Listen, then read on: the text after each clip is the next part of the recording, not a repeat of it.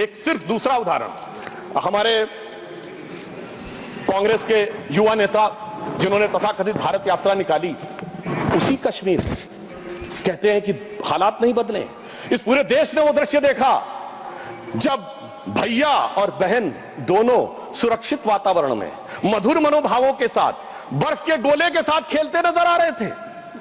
और ये वही कश्मीर था जहां उनके गृह मंत्री के पैर के नीचे धरती फटी जा रही थी। इतना बड़ा बदलाव भी दिखाई नहीं पड़ता।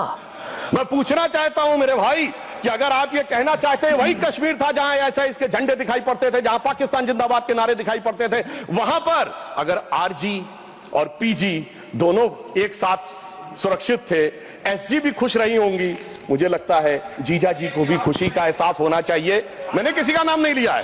और इसके लिए गृह मंत्री जी को साधुवाद देना चाहिए कि कश्मीर में इतना बड़ा बदलाव देखने को मिला है। कम से कम इतना तो करना चाहिए। और मैं अपने साथियों से कहना चाहूंगा जो उनके नेता बोलते हैं डरो मत, हकीकत का सामना करो कि कितना बदलाव आया है, इसको स्वीकार करो, डरो मत। डरने का काम देश के विरोधियों के लिए छोड़ दो हमारी सरकार ने।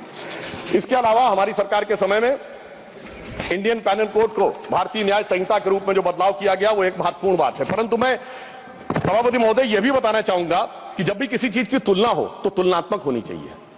जब हमारी सरकार आई और गृह मंत्रालय का दौर आया तो उस जमाने में क्या अंतर था सिक्योरिटी में और आज क्या बड़ा अंतर है। राष्ट्रीय सुरक्षा सबसे प्रमुख दायित्व है। जैसा कि हमारे साथी ने कहा, लॉ एंड ऑर्डर तो स्टेट का सब्जेक्ट है, पर राष्ट्रीय सुरक्षा गृह मंत्रालय की बात मैं पूछना चाहता हूं। हमारी सरकार आने से पहले दिल्ली में धमाके नहीं होते थे क्या? मुंबई में नहीं होते थे? चंडीगढ़, गुवाहाटी, लखनऊ, फैजाबाद, जयपुर, नागपुर, हैदराबाद, कौन सा ऐसा शहर का जहां धमाके नहीं होते थे? चलती ट्रेन में धमाके, चलते बस में धमाके, लोकल ट्रेन में धमाके, और लिखा रहता था बस अड्डे पे धमाका, रेलवे स्टेशन पे धमाका, लिखा रहता था छूना नहीं धमाका हो जाएगा। मगर इसके बावजूद आज वो केवल दक्षिण कश्मीर के 4 जिलों तक सीमित हो गया है। इसके बावजूद इतना बदला हुआ नजारा नजर नहीं आता है। यह दर्शाता है कि कितना पूर्वाग्रह की दृष्टि है। और यह भी मैं बताना चाहता हूं, इस सरकार, पिछली सरकार के शासनकाल में जांच के अंदर किस प्रकार का कार्य हुआ, मैं 2 चीजों का उदाहरण देना चाहता हूं। समझौता एक्सप्रेस केस दुनिया के इतिहास का इकलौता केस होगा कि पहले वहां सरकार जांच कर रही थी कि पाकिस्तान ने कराया, अचानक यू टर्न ले लिया और तथाकथित हिंदू आतंकवाद पे आ गए। किस आधार के ऊपर? आरोपी के रूप में असीमा आनंद जी का जेल में इंटरव्यू। मैं पूछना चाहता हूं जेल में इंटरव्यू कैसे हुआ? बजाय इंटरव्यू लेने वाले पे कार्रवाई होने के पुलिस के सामने दिया गया बयान एडमिसिबल नहीं होता है और इंटरव्यू के आधार के ऊपर चेंज कर दिया। जबकि डेविड कोलमैन हेडली की तीसरी पत्नी फौजिया का अमेरिका में दिया इंटरव्यू है जिसमें सीधे सीधे उसने कहा कि यह पाकिस्तान का इन्वॉल्वमेंट था। दूसरा उदाहरण देना चाहता हूं, इशरत जहां केस। यह दुनिया के इतिहास में इन्वेस्टिगेटिव एजेंसी में एक अद्भुत उदाहरण होगा कि पहले भारत की आईबी और सीबीआई दोनों कह रही थी कि इशरत जहां आतंकवादी है, फिर अचानक सीबीआई ने स्टैंड चेंज कर दिया और कहा वो आतंकवादी नहीं है। मगर सभापति महोदय, आईबी चीफ कहते रहे कि वो आतंकवादी है। यानी ऐसा विचित्र उदाहरण था कि एक ही सरकार की 2 एजेंसी एक दूसरे के खिलाफ बोल रही थी। और जब हमारी सरकार आई और हलफनामा बदलने का आधार पूछा गया तो सभापति महोदय फाइल गायब थी। यह दर्शाता है कि सिक्योरिटी का किस प्रकार से मजाक उड़ाया गया। 26/11 का हमला हाफिज सईद ने कराया, यह इनकी सरकार मानती थी, मगर हमारे कई सम्मानित नेता उस तरफ बैठे जो कहते थे आरएसएस ने कराया। सिक्योरिटी का जिस प्रकार का मजाक इनकी सरकार में उड़ाया गया है, यह दर्शाता है कि वो सिक्योरिटी किस प्रकार की थी। मुझे समझ में नहीं आ रहा था कि वो लोग जो अपने जमाने में क्या कहते थे कि इशरत जहां बेटी है, याकूब मेनन की जुडिशियल किलिंग हुई है, अफजल हालात का मारा है, जाकिर नायक शांति का मसीहा है, ओसामा जी हैं, हाफिज साहब हैं। इस हालात के बाद क्या होना था? मैं पूछना चाहता हूं, ये डर के बोल रहे थे या प्रेम से बोल रहे थे? या आपकी मोहब्बत की दुकान के सरमाएदार थे या मोहब्बत की दुकान के खरीदार थे? और मैं सिर्फ अब 2 स्टेटमेंट कोट करना चाहूंगा उस सरकार की हालत के लिए। 20 जनवरी 2013 को तत्कालीन गृह मंत्री सुशील कुमार शिंदे जी ने जयपुर में वक्तव्य दिया कि आरएसएस के कैंप्स में टेरर ट्रेनिंग की जाती है। और जब सुषमा स्वराज जी ने आके सदन में पूछा, गृह मंत्री ने अपना बयान वापस ले लिया। सोचिए, इस प्रकार का मजाक भारत की सुरक्षा के साथ कभी सुनाई नहीं पड़ता। और 14 जुलाई 2011 को कांग्रेस के एक चिर युवा नेता जो चिर क्रोधित और चिर आक्रोशित रहते हैं, उन्होंने एक वक्तव्य दिया था, but terrorism is something that is impossible to stop all the time. यानी हमेशा के लिए आतंकवाद को रोकना मुमकिन नहीं है। सभापति महोदय, जिस सरकार का चाल चलन ऐसा था उसके हालात में रोकना मुमकिन नहीं था, पर आज मोदी जी की सरकार है तो मोदी है तो मुमकिन है, वो हमने करके दिखाया। मैं दूसरा बताना चाहता हूं उदाहरण। एक दौर था जिस जमाने में 26/11 हमले के बाद से पहले 2007 में आंतरिक सुरक्षा के लिए नीति क्या थी? हवाना में जाके यह कहा कि पाकिस्तान आतंकवाद से पीड़ित देश है। यह भारत सरकार का ऑफिशियल स्टेटमेंट था। 26/11 के हमले के केवल 9 महीने बाद जुलाई 2009 में शर्म एल शेख में ज्वाइंट डिक्लेरेशन में बलूचिस्तान का उल्लेख आया और यह कहा गया टेरर के अटैक से टॉक्स प्रभावित नहीं होंगी।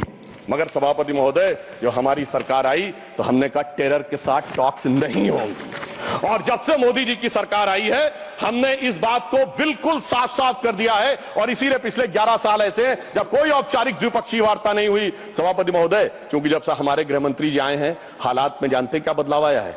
उस जमाने में शांति के कबूतर उड़ा करते थे, अब गुरु गोविंद सिंह जी के बाज उड़ते हैं। और जिसे हम अपने लखनऊ की भाषा में कहते हैं कि अम्मा मियां वो दिन लद गए जब उस्ताद लल्लू का फाख्ते उड़ाया करते थे। और अब वो बदलाव ये देखने को मिला है।